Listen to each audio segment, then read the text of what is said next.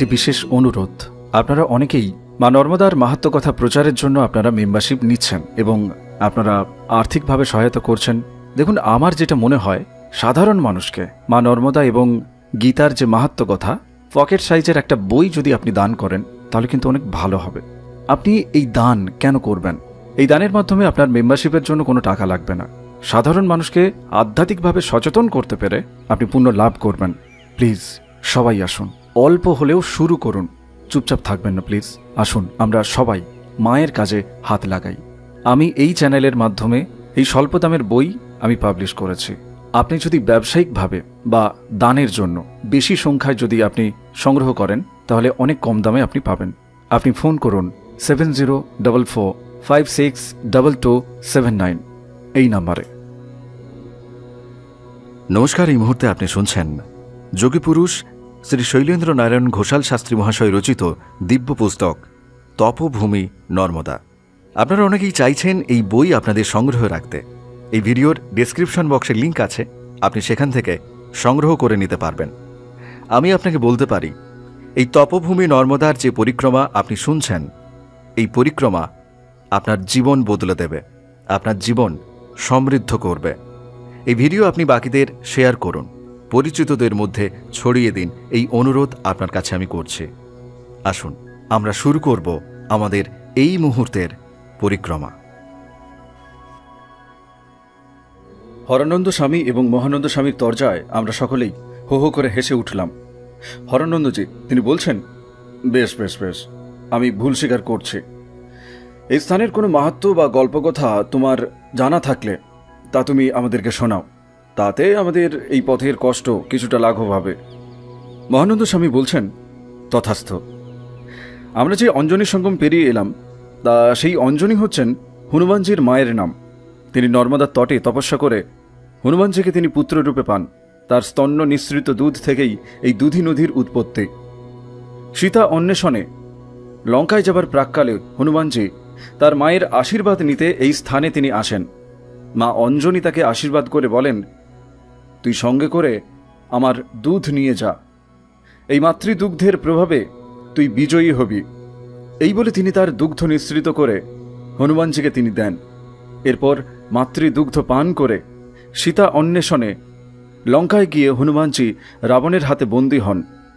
রাবণ তিনি বন্দী হনুমানের লেজে আগুন ধরালে হনুমান সেই আগুনে সোনার লঙ্কা ছাড়খাড় করে তিনি রামের কাছে ফিরে আসেন। কিন্তু মাতৃদুগ্ধ পান করে যাত্রা করায় তার শরীরে কোনো ক্ষতি করতে পারেননি। জানবেন, মায়ের স্তন্য দুগ্ধ অমৃতের তুল্য। দুর্লভ অমৃত লাভের জন্য দেবতারা সমুদ্র মন্থন করেছিলেন, কিন্তু মাতৃস্তন্যের জন্য কোনো কষ্ট করতে হয় না। মাতৃমহিমা অপার এবং অনন্ত। এক টুকরো মিছরির ভিতর বাহির সব দিকেই মিষ্টতা, ঠিক তেমনি মায়ের অন্তঃসত্ত্বা বহির্সত্ত্বা সব দিকে শুধু নিঃস্বার্থ ভালোবাসা। তাই মা সর্বপ্রেম স্বরূপিণী। যা পাবে মায়ের কাছে তত স্নেহ কোথায় আছে?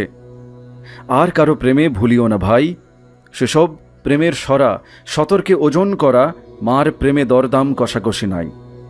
সত্যি। মহানন্দ স্বামীর কথা শেষ হতেই আমি বললাম, এই দুধি সঙ্গমের কোনো বৈশিষ্ট্য আপনাদের চোখে পড়ছে? তারা সকলেই একসঙ্গে বলে উঠলেন, কি বৈশিষ্ট্য বলুন তো?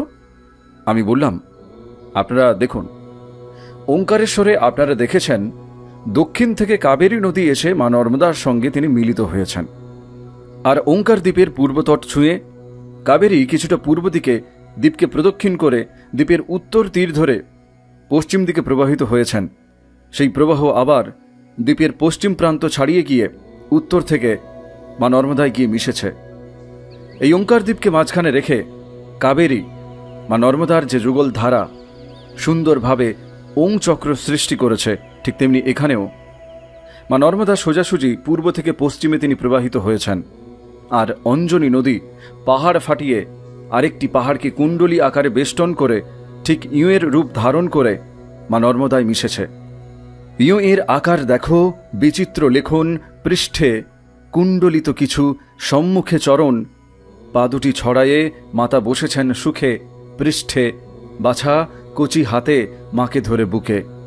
ইউ এর অর্থে ক্রূর প্রাণী যদি মাতা পিতা ভুলে না ভুলিলে শুক্রাচার্য সঞ্জীবনী মিলে। যতই করুক যোগী সুতীব্র সাধনা, মাতা পিতা না ভজিলে ভ্রষ্ট যোগী ইয়ঁয়ের ব্যঞ্জনা। আমরা সেখানে দাঁড়ালাম না। পথের দাগ ধরে পূর্ব দিকে আমরা হাঁটতে লাগলাম, মা নর্মদাকে চোখে চোখে রেখে। আমি দেখছি সূর্যাস্ত হতে বেশি দেরি নাই। যতই এগোচ্ছি ততই যেন বন গভীর হচ্ছে, তা বুঝতে পারলাম। এই পথ প্রস্তরাকীর্ণ হলেও এখানে প্রকৃতির শোভা অপরূপ। আমরা কখনো উঁচুতে উঠছি, আবার কখনো নিচুতে নামছি। এইভাবে প্রায় 1.5 ঘন্টা হেঁটে আমরা শ্যামশোভামণ্ডিত একটি ছোট্ট পাহাড়ের কোলে এক প্রাচীন মন্দিরে এসে আমরা পৌঁছে গেলাম। এই মন্দিরের গায়ে একটি সাদা পাথরের বাড়ি দেখতে পাচ্ছি, আর তার মাথায় পতপত করে উঠছে একটি হরিদ্রা বর্ণের সিল্কের পতাকা। মধ্যস্থলে শঙ্খ অঙ্কিত রয়েছে, নিচে লেখা সাচ্চি বাবা সত্যমেব জয়তে। আমরা মন্দিরের দরজা খুলতেই মন্দিরের অভ্যন্তর ঘণ্টা ধ্বনিতে একেবারে নিনাদিত হয়ে উঠল। দেখলাম দরজার সঙ্গে একটি দড়ি মহাদেবের মাথায় রাখা ঘণ্টার সঙ্গে এমনভাবে সংযোজিত হয়েছে যে দরজা খুললেই ঘণ্টাধ্বনি হবে। একটা বড় পাথরের চাঙড় ভেদ করে প্রায় 1 ফুট দীর্ঘ এক লিঙ্গ উত্থিত আছেন। গোটা শিবলিঙ্গ একেবারে চন্দনে বিভূষিত। তার শীর্ষ দেশে একটি বিল্লপত্র, সেখান থেকে এক অপূর্ব সুরভি চারিদিকে ছড়িয়ে পড়ছে। আমরা বুক ভরে নিঃশ্বাস টেনে গন্ধটা নিলাম। আমরা মহাদেবকে প্রণাম করার জন্য নিচু হতেই আমাদের পেছন দিক থেকে ভেসে এলো নিরঞ্জর নিরাকার নির্বিকল্প নিরাময় অগম্য অগোচর অলক্ষ গোরক্ষ সিদ্ধ বন্দিত সিদ্ধানাঞ্চ মহাসিদ্ধ ঋষিনাঞ্চ ঋষীশ্বর যোগীষ্ণাইবৈ যোগীন্দ্র শ্রী গোরক্ষ নমস্তুতে। অমনস্ক যোগর্ধাতা যোগ কীর্তি বিবর্ধন যোগীভি মনসাগম্য শ্রী গোরক্ষ নমস্তুতে। শ্রীগুরুং পরমানন্দং বন্দে সন্দম বিগ্রহম যস্য সান্নিধ্য মাত্রে ন চিদানন্দয়াতে তনুম বিশ্বতেজ বিশ্বরূপ বিশ্ববন্দ সদাশিব বিশ্বনামা বিশ্বনাথ শ্রী গোরক্ষ নমস্তুতে। অনন্ত লোকনাথশ্চ নাথ নাথ শিরোমণি। সত্যি কথা বলতে কি, এই সহসা এক অপরিচিত কণ্ঠস্বরে চমকে উঠলেও আমরা ওই মন্ত্র পাঠ করতে করতে মহাদেবকে প্রণাম করতে লাগলাম। পিছন ফিরে দেখলাম এক শালপ্রাংশু মহাভুজ বৃদ্ধ সন্ন্যাসী 2 হাত বাড়িয়ে তিনি আমাদের দিকে দাঁড়িয়ে তিনি বলছেন, পরিক্রমাবাসী বা সুস্বাগতম সুস্বাগতম। আমাদের সঙ্গে নমনারায়ণের পর সাধুজি তিনি আমাদের নিয়ে এসে তুললেন সেই পূর্বদৃষ্ট পাথরের বাড়িটির একতলার একটি পরিষ্কার পরিচ্ছন্ন ঘরে। তিনি বললেন, आप लोगों को देखकर मैं समझ गया आप लोग अभुक्त है, अभी शाम होने से देर है, हमारे पास कुछ खा लीजिए। তার ইঙ্গিতে 3 জন সন্ন্যাসী শিষ্য আমাদের জন্য নিয়ে এলেন গরম গরম ভাত, কিছুটা সিদ্ধ শাক, আমলকি এবং 1 ঘটি করে দুধ। সত্যি কথা বলতে কি, অভুক্তের খাদ্য বিচারের সময় কোথায়, কাজেই কোনো উচ্চবাচ্য না করে আমরা পরম পরিতৃপ্তি সহকারে ভোজন সম্পন্ন করলাম। এতদিনের পরিক্রমা পথে আমি এই প্রথম ভাত খেলাম। কিছুক্ষণ বিশ্রামের পর সাধুজি তিনি আমাদের কাছে এসে বসলেন। তারপর তিনি বলছেন, এই যে স্থান আপনারা দেখছেন, এই স্থান মহাযোগেশ্বর শৈব অবধূত শ্রী গোরক্ষনাথজির তপস্যা ক্ষেত্র। গোরক্ষনাথজি নিজেও তিনি শৈবদেহ প্রাপ্ত হয়েছিলেন। এই যোগ চর্চার ক্ষেত্রে যেমন পতঞ্জলি, সেরূপ হরচোক এবং শৈব সাধনার ক্ষেত্রে হলেন গোরক্ষনাথজি।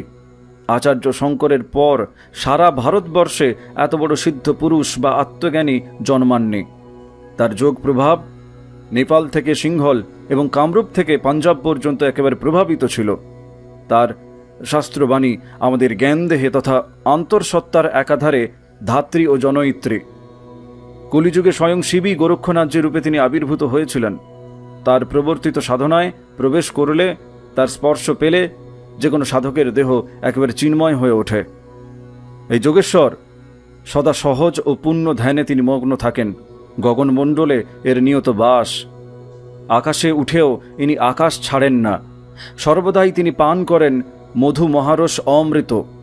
এই যোগী ব্রহ্মাগ্নিতে নিজ কায়া আহুতি দেন আর জেগে থাকেন ত্রিকুটি সঙ্গমে। শিব যেমন সকল সাধকের গুরু, ঠিক তেমনি এই গোরক্ষনাথ হলেন সকল গুরুর গুরু। আমরা বিশ্বাস করি গুরু গোরক্ষনাথ তার কৃপাঘন দিব্যসত্তা নিয়ে তিনি সদা জাগ্রত। সর্বত্র তার অবাধ বিচরণ, সর্বত্র তার কল্যাণ হস্ত প্রসারিত। শৈব সাধকদের কাছে গুরু গোরক্ষনাথ হলেন স্বেচ্ছাচারী স্বয়ংকর্তা। আমার দিকে তাকিয়ে সেই মহাত্মা তিনি বলছেন, আপনি কোটেশ্বর তীর্থে মহাত্মা কৃপানাথের দর্শন এবং স্পর্শন আপনি তো পেয়েছেন।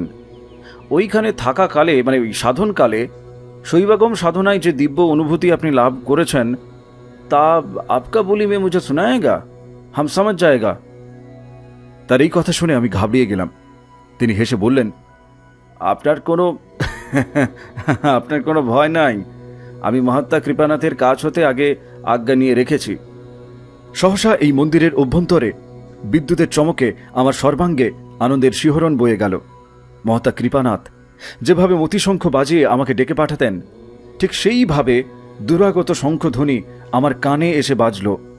আমি নতজানু হয়ে যুক্ত করে আমি বলতে শুরু করলাম, শৈব সাধনার গুহ্য সাধন তত্ত্ব শিবপুত্রী নর্মদার করুণা ছাড়া পাওয়া সম্ভব নয়। বৈদিক ধারার মতোই শৈবাগম ধারা সুপ্রাচীন এবং এই জ্ঞানও দিব্য এবং অপৌরসেয়। মহামুনি দুর্বাসাই আগম শাস্ত্রের তিনি প্রকাশক। মহিম্নস্তোত্র নামক পুঁথির টিকাতে তার সম্বন্ধে বলা হয়েছে, আচার্য নন্দিকেশ্বর, উৎপলদেব, অভিনবগুপ্ত প্রভৃতি মহাত্মারা তারা এই মতের ধারক ও বাহক। প্রত্যাভিজ্ঞ হৃদয় বসুগুপ্তকৃত শিবসূত্র বিমর্শিনী মহাস্বচ্ছন্দতন্ত্র মৃগেন্দ্রাগম, রৌদ্রাগম, কিরণাগম, মতঙ্গাগম, পরমার্থসার, তন্তলোক, ঈশ্বর প্রত্যাভিজ্ঞা বিবৃতি বিমর্শিনী, উৎপল দেবাচার্যকৃত ভাস্করী এবং ঈশ্বর প্রত্যাভিজ্ঞা সূত্র, মৃগেন্দ্রতন্ত্র প্রভৃতি এই গ্রন্থগুলি শৈবাগ্রমের আকর গ্রন্থ। প্রাচীন শাস্ত্রে এই তন্ত্রের এই সাধনতত্ত্ব বিষয়ে উচ্চ প্রশংসা দেখা যায়। অনেকের একটা বদ্ধমূল ধারণা আছে যে ধ্যানে বসে পরম তত্ত্বকে জানার কালে অর্থাৎ ঈশ্বর অনুভূতি জাগ্রত হলে বিবিধ প্রকার দর্শন এবং শ্রবণ হয়। শোনা যায় সাধক নানা রকম ধ্বনি তিনি শুনতে পান বা বিবিধ জ্যোতি দর্শন করেন। সেই সাধনলব্ধ রাজ্যে তারা দেখেন বৈকুণ্ঠ ধামে লক্ষ্মী জনার্দন সোনার সিংহাসনে তিনি আসীন, কেউ বা সাকেত ভূমিতে দেখেন রাম সীতাকে, কেউ বা সেখানে দেখছেন রাধাকৃষ্ণের যুগল মূর্তি বা বংশীবাদনরত শ্রীকৃষ্ণ। এসব ছাড়াও সাধক শোনেন নূপুরের নিক্কণ, বাণীধ্বনি, মেঘ ডমরু কিংবা সিংহনাদ ইত্যাদি। কেউ কেউ আবার সেই প্রথম স্তরে প্রথমে রক্তবর্ণ, তারপর হরিদ্রাভ বর্ণ, তারপর নীলাভ বর্ণ এবং সবশেষে দেখেন শ্বেতশুভ্র বর্ণ। তথাকথিত সাধক নীলাভ বর্ণের ভিতরেই তিনি দেখতে পান বংশীবাদনরত শ্যামকে। এদের সকলেরই বিশ্বাস যে সাধনার উচ্চস্তরে উঠলেই এইসব লোকোত্তর দর্শন বা জ্যোতি দর্শন বা ধ্বনি শ্রবণ গোচর হয়। মনে রাখবেন, এইসব দর্শন বা শ্রবণ এগুলো ভুয়ো। সাবকনসিয়াস রিজিয়নে যে সমস্ত আইডিয়া ইমপ্রিন্টেড হয়ে আছে, বদ্ধ সংস্কারমূলক ধারণা বা hyper sensitive action of the brain, এর ফলেই এইসব ঘটে থাকে। এসব দর্শন বা শ্রবণে কোনো সাচ্চা মুক্তি লাভ হয় না।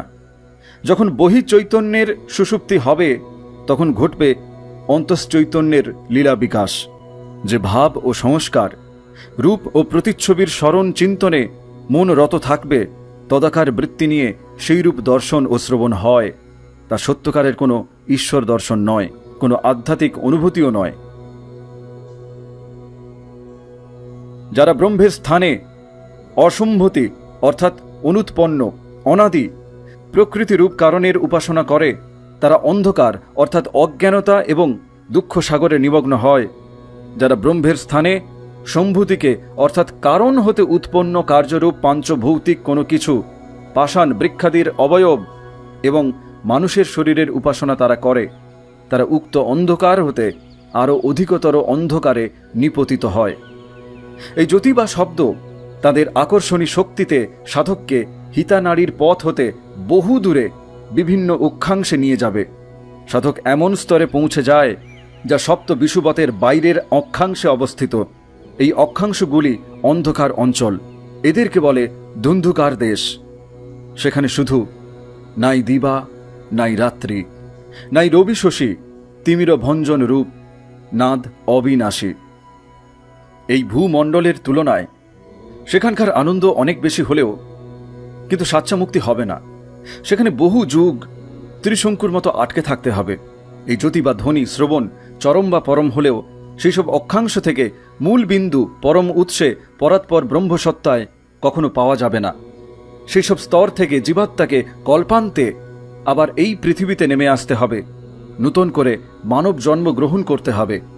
কারণ একমাত্র মানুষের শিরদেশে যে বিন্দু স্থান আছে সেখানেই পরমাত্মাই জীবাত্মা রূপে অবস্থিত এবং যার সঙ্গে মহাবিন্দু থেকে আগত বিমল বোধের নিত্য যোগ আছে। যদি মনুষ্য দেহে বিন্দুস্থিত আত্মায় যে মহাশব্দের ঝঙ্কার প্রতিনিয়ত ঝঙ্কৃত হচ্ছে, যা উদ্গীত এবং একমাত্র মহাবিন্দুর সঙ্গে যুক্ত, তা ধরতে পারলেই সাধকের সাচ্চা মুক্তি সম্ভব। এই বিন্দুর বিস্ফোরণ হলেই, তবে বিদ্যুতি দ্বার দিয়ে এই বিমল বোধের ধারা ধরেই আত্মা পুনরায় মহাবৈন্ধব স্থিতিতে ফিরে যেতে পারবে। মনুষ্য জন্ম পরিগ্রহ করে এই বিন্দুতে ধ্যান করলে বিন্দুটি বিস্ফারিত হয়, তার মধ্যে গতিশক্তি সঞ্চারিত হয়, তাই আত্মাকে ঊর্ধ্বের পানে টেনে নিয়ে যায়। এই সাচ্চা মুক্তির পথে চাই বিমল বোধের উদয়, যা অম্লান, মলত্ববিহীন, অনাবিল আনন্দ রসে পরিপূর্ণ। যেসব সাধকের এই বিমল বোধের উদয় হয়, তারা এইসব বিবিধ দর্শন, স্পর্শন, শ্রবণ তাদের হয় না। ইন্দ্রিয়াতীতকে লাভের জন্য ইন্দ্রিয় অনুভূতির দরকার হয় না। পরমাত্মাই মানুষের জীবদেহে আত্মারূপে বিরাজমান, পূর্ণই পূর্ণরূপে তিনি আছেন। পূর্ণমাদঃ পূর্ণমিদং পূর্ণাৎ পূর্ণমুদচ্যতে পূর্ণস্য পূর্ণমাদায় পূর্ণমেবাবতিষ্ঠতে। সকল প্রাণী, স্থাবর জঙ্গম, বৃক্ষলতা সকলের মধ্যেই পরম আত্মা তিনি আছেন, কিন্তু তার পূর্ণ প্রকাশ মানুষেরই মধ্যে। কারণ মানুষের আত্মা যে বিন্দু স্থানে আছে, একমাত্র সেখানেই সৎ, চিত ও আনন্দ এই তিনটিরই সমাবেশ হয়েছে। বৃক্ষলতা বা পশুপক্ষীর মধ্যে প্রাণ আছে, কিন্তু চিতিশক্তি অর্থাৎ জ্ঞান বা বুদ্ধি তাদের নেই। এই সাধনায় সিদ্ধ হলে তবে সাধকের লাভ হয় এক অপার্থিব অনুভূতি। ইচ্ছামাত্র জাগে শিহরণ, জাগে গতি, বিপুল স্পন্দন, আরম্ভিল বিঘূর্ণন, প্রচণ্ড নর্তন, শব্দরূপে মহৎ কম্পন, আলোড়ন, বিচ্ছুরণ, মহাবোমে সৃষ্টি হল বিরাট গুঞ্জন। সে বিশাল ধ্বনি স্তরে স্তরে নেমে এলো তুলি প্রতিধ্বনি। অখণ্ড মণ্ডল গুরু রসের নির্যাস, খণ্ডে খণ্ডে স্তরে স্তরে হইল প্রকাশ। অসীম চৈতন্য ধারা, শব্দের স্পন্দনে অগণিত গ্রহ তারা করিল গঠন। শুরু হল মহাবিস্ফোরণ, মহা আবর্তন, প্রচণ্ড মন্থন, আকর্ষণে বিকর্ষণে ক্ষুব্ধ সমীরণ। মহৎ তত্ত্ব প্রকৃতিতে উথালি পাথালি ভাবে মহারঙ্গে করিছে রমণ, নহে মহারণ এ মহারমণ। সেই মহারমণের, সেই মহামনের ধ্বনি জীব, তুমি তারই প্রতিভাস, তারই প্রতিধ্বনি। শব্দের বিভ্রমে সৃষ্টি হল বুদ্ধিতত্ত্ব, বিক্ষোভতে সৃষ্টি হল মন, সৃষ্টি হল কাল শক্তি বোধির বোধন। জন্ম নিল মহারবে মহাবিশ্বরণ, এই সেই লঙ্কার রাবণ। সহস্রারে থমকিল সারশব্দ, গমকে গমকে কালো ধারা। তন্মাত্রা রচে ফেলি রচে মহাভূত, কি অদ্ভুত, কি অদ্ভুত।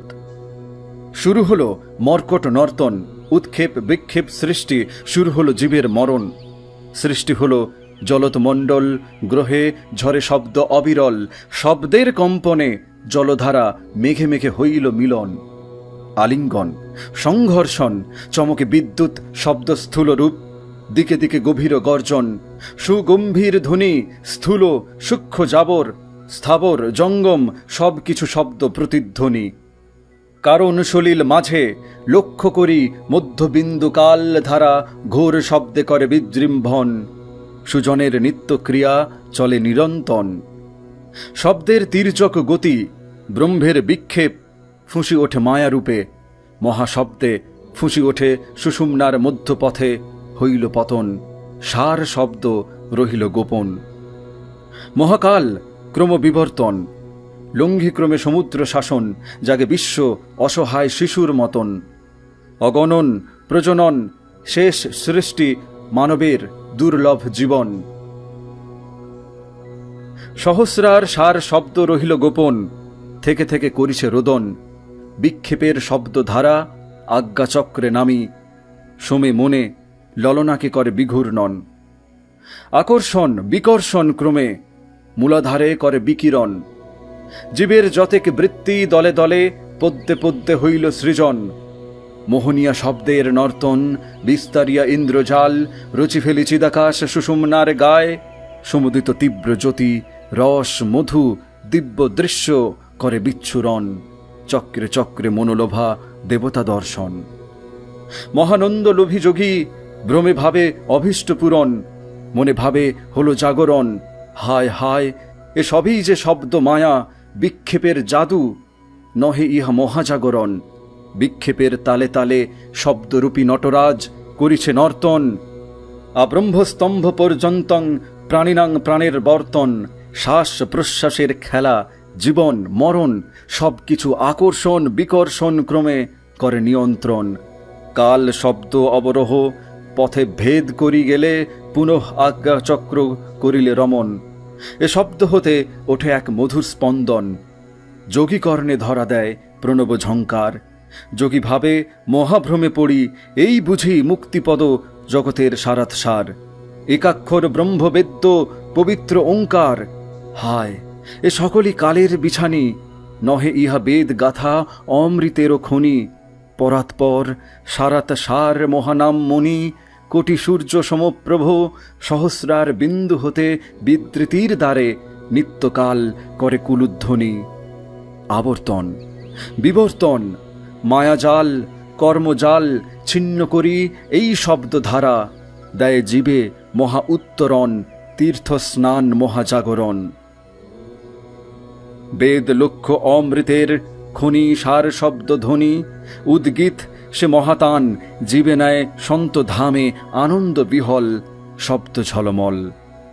ঋতম্ভরা প্রজ্ঞার কমল বধির দীপনে, দীপ্ত তৃপ্ত মুক্ত আত্ম সে আনন্দ স্নানে। উদ্গীত সে নাদ অলোক অনামি ভেদি করে সিংহনাদ, হলেও উত্থান সার শব্দ হেরে কম্পমান। মূর্ছনার তালে তালে মধুবরিশন, এনে দেয় চির মুক্তি দ্বৈত মিলন। অবিরাম ধ্বনি মধুময় কোষে কোষে করে প্রতিধ্বনি। সৃষ্টিক্রমে কোটি বর্ষ পরে ভারতের পুণ্য তীর্থ নর্মদার তটে, কালের শাসন তরে দহরের মধ্যবিন্দু ছানি আপনা আপনি বিচ্ছুরিল সার শব্দবাণী। আমার কথা শেষ হলো। আমার কথা শেষ হতেই সাচ্চি বাবা তিনি বলতে শুরু করলেন, মা নর্মদাকে প্রণাম জানিয়ে এই এপিসোড এখানেই বিরাম দিচ্ছি। আপনি শুনছিলেন যোগী পুরুষ শ্রী শৈলেন্দ্র নারায়ণ ঘোষাল শাস্ত্রী মহাশয় রচিত দিব্য পুস্তক তপভূমি নর্মদা। আপনি যদি এই দিব্য পুস্তক সংগ্রহ করতে চান, এই ভিডিও ডেসক্রিপশন বক্সে লিঙ্ক আছে, আপনি সেখান থেকে সংগ্রহ করে নিতে পারবেন। একটি সুসংবাদ আছে আপনার জন্য। আপনি যদি গাড়িতে করে মা নর্মদার পরিক্রমা করতে চান, চ্যানেলের ডেসক্রিপশন বক্সে ফোন নাম্বার দেওয়া আছে, অবশ্যই সেই ফোন নাম্বারে যোগাযোগ করুন। আমাদের এই সনাতনী ভারতবর্ষের যে গরিমা, যে গৌরব, তার এই কথা আপনি বাকিদের মধ্যে ছড়িয়ে দিন। ভিডিও শেয়ার করুন, লাইক করুন এবং আপনার অনুভব কমেন্টে অবশ্যই জানান। এই পরিক্রমা এখনও অনেকটা পথ বাকি, তাই আপনি সঙ্গে থাকুন। মা নর্মদার কৃপা আপনার উপর বর্ষিত হোক। পরবর্তী এপিসোডে আবার আমাদের পরিক্রমা আমরা শুরু করব। ভালো থাকুন, সুস্থ থাকুন। নমস্কার।